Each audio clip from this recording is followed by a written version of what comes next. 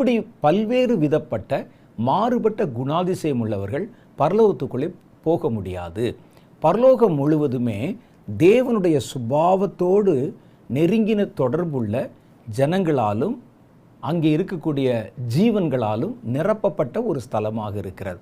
அப்போ இதில் நம்ம மாத்திரம் வித்தியாசமாக போய் மனுஷ சுபாவம் உள்ளவர்களாக இருந்தால் பரலோகத்தில் நித்திய ஜீவனுக்குள்ளே நம்மால் இருக்க முடியாது.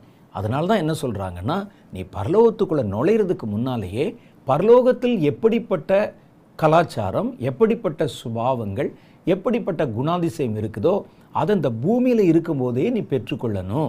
அப்படி பெற்றுக்கொண்டா தான் பரலோகத்துக்குள்ளே உங்களால் நுழைய முடியும். அதனால தான் அவங்க கனிகளை முக்கியத்துவப்படுத்துகிறாங்க. கனிகள் என்று சொல்லப்பட்ட எல்லாமே தேவனுடைய சுபாவத்தை நமக்கு காண்பிக்கிற குணாதிசயங்களும் சுபாவங்களுமாக இருக்கிறது. இதை வச்சு தான் நம்ம உள்ளே போக முடியும்.